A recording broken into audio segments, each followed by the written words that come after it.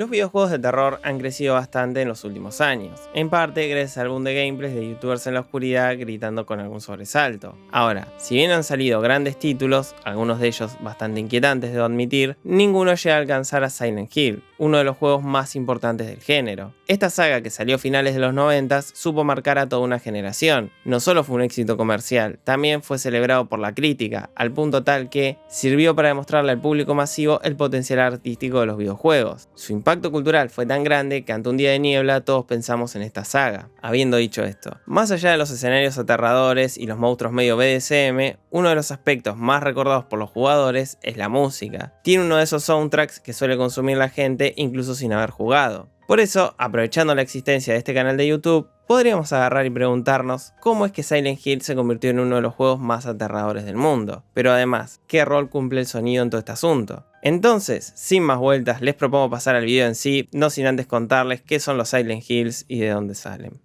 Antes que nada me gustaría aclarar que a fines prácticos voy a centrarme en el primer Silent Hill, más que nada porque es el que inició todo. Seamos adultos responsables y no entremos en el debate sobre cuál fue mejor de la saga y toda esa cosa. Ahora sí, pasemos al video. Silent Hill es una serie de juegos de la empresa Konami que inició allá por 1999. Este fue desarrollado por el ahora célebre Silent Team, un grupo de jóvenes desarrolladores que formó Konami especialmente para este proyecto. La idea de Konami era capitalizar el éxito que tuvo Resident Evil, otro clásico dentro de los juegos de terror. Como podrán imaginar, no solo le fue bien en ventas, sino que Silent Hill terminó siendo un suceso relevante dentro de la cultura popular. Sin ir más lejos, Silent Hill 2 es considerado uno de los mejores juegos de todos los tiempos. De ahí sale ese bicho con cabeza de pirámide que seguro han visto por algún lado de internet. Si les interesa adentrarse en el universo de Silent Hill, el consenso general dice que los primeros 4 son los mejores. Mi favorito es el cuarto, aunque debo admitir que es el más intrascendente. Ese sería más o menos el contexto del juego. Ahora podríamos pasar a ver de qué se trata Silent Hill y qué rol cumple el sonido en toda esta historia. El primer juego de la saga inicia con Harry Mason, un ciudadano común y corriente al cual podríamos tomar como el estereotipo de hombre blanco heterosexual norteamericano. Recuerden este dato futuro. La cuestión es que, mientras viaja en el auto con su hija Cheryl, tiene un accidente en la ruta cuando intenta esquivar a una persona. Cuando finalmente recupera la conciencia, nota que su hija ya no está y empieza a buscarla por este misterioso pueblo. Obviamente el pueblo es Silent Hill. Acá es donde la cosa se pone rara porque se topa con caminos bloqueados de forma insólita y una extraña niebla. Al adentrarse en este lugar encuentra un callejón muy perturbador. Probablemente uno de los callejones más aterradores de los videojuegos, y no exagero, tiene ese monstruo ahí extraño y hasta una silla de ruedas que se mueve sola. Ahí es cuando se encuentra con una especie de pandilla de bomberitos y es asesinado. Esto tal vez no envejeció tan bien, pero bueno, el momento en sí está bien llevado. Después de esta secuencia se despierta y conoce a otro de los personajes claves para la historia, Civil Bennett, un oficial de policía quien en un acto de irresponsabilidad le da un arma a Harry para que vaya a los tiros por la ciudad a buscar a su hija. Ahí es donde empezaría el juego propiamente dicho. De acá en adelante, el jugador deberá ir con un arma y una radio recorriendo Silent Hill para encontrar a Cheryl mientras tiene que esquivar monstruos.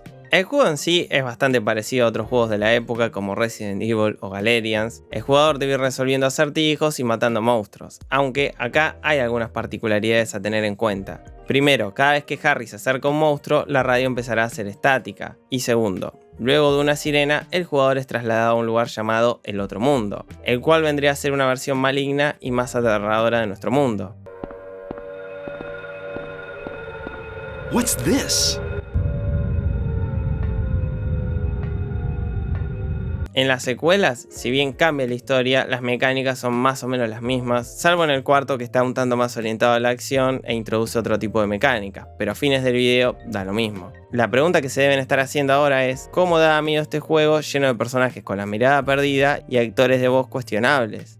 Para empezar, tenemos a un protagonista que dista de ser el héroe de acción. Más allá de que, en apariencia, es el clásico protagonista padre de familia del cine norteamericano, dentro del juego es un hombre destruido por dentro, perdido en un pueblo. Es más, apenas sabe manipular un arma. Conscientemente o no, el juego toma el estereotipo de héroe de acción para ponerlo en una situación de completa vulnerabilidad. No es un soldado preparado ante una amenaza letal como pasa en Resident Evil. Es un tipo cualquiera caminando por la niebla. Por otro lado, para aumentar ese sentimiento de vulnerabilidad, el juego usa muchos contrastes entre lugares seguros y espacios completamente hostiles. Es decir, los personajes recorren sitios de la vida cotidiana que luego de esa sirena se transforman en escenarios espeluznantes. Es interesante porque porque algunos de los lugares presentes en el juego son una escuela, un hospital y una iglesia, espacios teóricamente seguros donde es atacado por una fuerza externa avasallante, lo cual está anclado en miedos muy reales, dado que estos lugares aparentemente seguros muchas veces se transforman en sitios del horror. Por ejemplo, el bullying es un problema a nivel mundial y más aún en Japón.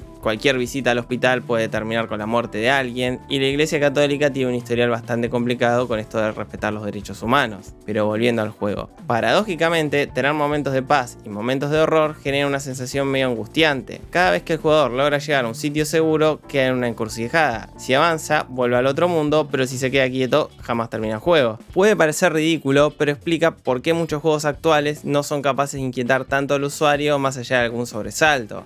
Para empezar, es difícil empatizar con, no sé, Five Nights at Freddy o Slenderman. Los escenarios ya de por sí son bastante ajenos para la mayoría de la población, pero además el tono del juego siempre es el mismo. Desde el inicio nos encontramos con una situación complicada. Al no tener contrastes y lugares de la vida cotidiana, es mucho más difícil meternos en la historia. Lo interesante para nosotros es poder apreciar qué rol cumple el sonido en todo este asunto. Primero empezamos por lo más evidente, la música. Si prestan atención verán cómo la música también respeta estos contrastes. Por ejemplo, en las partes de calma tenemos unos sintetizadores etéreos o alguna guitarra eléctrica con un sonido relajante.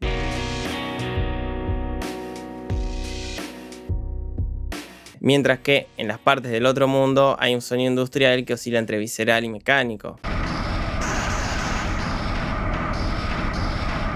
La idea detrás del soundtrack era usar sonidos escalofriantes capaces de despertar una reacción física. Por eso muchas veces incluyen sonidos que parecen carne siendo destrozada. Un dato interesante es que, si bien nos recordamos Silent Hill por su historia, el foco de los desarrolladores estaba en crear escenarios capaces de generar una experiencia inmersiva. Para darles un ejemplo, el primer juego ya tenía muchos de los escenarios definidos antes de que haya un guión. Lo genial es cómo supieron conectar todos esos distintos espacios en una historia coherente. Recién en el segundo Silent Hill empiezan una búsqueda mucho más narrativa. Ahora bien, más allá de los contrastes y el rol que cumple el soundtrack dentro del juego, la música sirve para entender la verdadera naturaleza de Silent Hill, dado que, en esencia, es un drama. O sea, gran parte del juego es tirarle tiros a dinosaurios y pitufos, pero los personajes todo el tiempo están luchando con temas no resueltos. Los monstruos que vemos en el juego y los escenarios pesadillescos son la representación audiovisual de la mente perturbada de los protagonistas. En el primer juego no se nota tanto debido a las limitaciones técnicas, pero ya en el segundo la forma de los monstruos está relacionada con el pasado de los personajes. Curiosamente, una de las obras que inspiró Silent Hill es la película de 1990 Jacob's Ladder, la cual no voy a spoilear, pero tiene una premisa similar, una historia de terror que esconde una crisis existencial. Aunque parezca exagerado, esto está en la música del juego. Por ejemplo, en la intro del primer Silent Hill tenemos esa guitarra generando tensión. Cuando entran el resto de los instrumentos medio trip hop, todo cobra un sentido mucho más dramático y melancólico. De esta forma pueden plasmar musicalmente la agonía del protagonista al encontrarse perdido entre la niebla.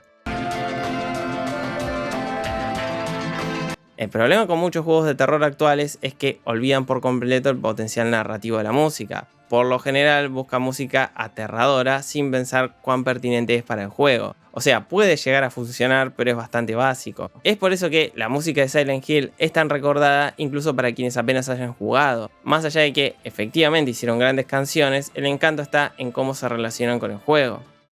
Entonces, gran parte del encanto del juego es el uso de elementos de la vida real para transformarlos en una amenaza. Sin embargo, tenemos un problema. Los enemigos son una bola de polígonos. ¿Cómo algo tan poco amenazante es capaz de generar miedo? La respuesta está en el fuera de campo. Ante las limitaciones técnicas del primer Silent Hill, muchas partes del mapa fueron cubiertas por niebla. De esta forma, podían dejar sectores sin terminar para ahorrar tiempo de procesamiento, pero además acortar el campo visual del jugador, creando así esa sensación de peligro constante. Por lo tanto, lo aterrador no era el monstruo en sí, sino la posibilidad de que uno aparezca. Esto es clave dentro del cine de terror y los videojuegos. Si se ponen a pensar, el monstruo de las películas de terror apenas aparece, algo que está íntimamente relacionado con el funcionamiento de las fobias. Por ejemplo, quien le teme a las cucarachas va a tratar de evitar a las cucarachas. Producto de esta conducta evitativa, el miedo se vuelve aún mayor, dado que no comprobó empíricamente que una cucaracha no resiste más de un ojotazo. Es así como el miedo deja de ser la presencia física de la cucaracha. Lo preocupante es la posibilidad de un avistamiento cucaracheril. Los juegos como el Left 4 Dead, por ejemplo, no resultan tan aterradores porque el jugador está constantemente masacrando zombies. Empíricamente puede comprobar cómo con un par de balazos se acaba la amenaza. Por eso se dice que Silent Hill es terror psicológico. El miedo no está tanto en el monstruo en sí, sino en la posibilidad de que aparezca. En Silent Hill 2, por ejemplo, el personaje más recordado es el cabeza de pirámide, quien tan solo aparece unas 6 o 7 veces durante todo el juego. La intención de los creadores fue usarlo poco para transformarlo en una entidad omnipresente capaz de manifestarse en cualquier lado. Esa sensación de paranoia es en parte gracias al sonido. Lo que anuncia la llegada de una posible criatura es la estática en la radio. What's that? Una herramienta que teóricamente está para ayudar al jugador termina siendo uno de los sonidos más perturbadores de los juegos. Recuerdo el miedo que sentíamos con mis amigos al escuchar sonar esa radio. Éramos capaces de quedar 10 minutos debatiendo quién agarraba el joystick y seguía jugando. Lo mismo corre para la sirena que anticipa el otro mundo. Ya de por sí, en la vida real una sirena no es nada bueno, salvo por esa que usan los DJs, pero hasta ahí nomás. A lo que voy es que el sonido por sí solo despierta una sensación física inquietante, al menos en los primeros pasos dentro de Silent Hill, medio que después de un rato los pitufos y los dinosaurios dan risa. El poder del sonido es tan grande que en Silent Hill 2 aprovecharon muchas herramientas de sonido en 3D, gracias a las cuales pudieron jugar con la espacialidad de los sonidos, es decir, se podía escuchar cómo se aproximaban los enemigos. Si no me equivoco, fue uno de los primeros juegos en aprovechar esta tecnología, si no fue el primero. Tecnología que se sigue usando hasta el día de hoy en casi cualquier juego. Estos serían más o menos los puntos que podrían explicar el éxito de Silent Hill. Obviamente hay más, pero preferí tomarlos vinculados al diseño de sonido. Después están los otros Silent Hill como Homecoming o Origins. La verdad nunca me gustaron y son medio un robo. Prefiero quedarme con el recuerdo de los primeros 4. Y para ir cerrando. Este repaso por el funcionamiento del juego y la historia no fueron para rellenar un video. Cuando se diseña el sonido de cualquier proyecto, no se lo piensa como un departamento aislado. El diseño del sonido bien hecho nace luego de un análisis exhaustivo de la obra en su totalidad. Hoy agarré Silent Hill porque ya lo jugué varias veces, pero lo pueden aplicar a cualquier juego o producto audiovisual. Para entender un soundtrack no podemos escucharlo en Spotify y pretender hacer el clásico análisis musical explicando cada acorde, dado que desde su concepción fue pensado para un juego. O sea, siempre hablando de trabajos bien hechos, también está el famoso piano aterrador sin copyright. Y esa me gustaría que sea la conclusión de este video. Me despido, no sin antes agradecerle a quienes se hacen miembros del canal haciendo ahí su aporte económico mensual, o quienes colaboran ahí por Mercado Pago o con ese botón que dice super like. La verdad es exactamente lo mismo. También se le agradece a quienes comentan, van a mis streams, andan ahí por mis redes sociales. La verdad que todo eso ayuda un montón. De momento me despido y nos estaremos viendo la semana que viene.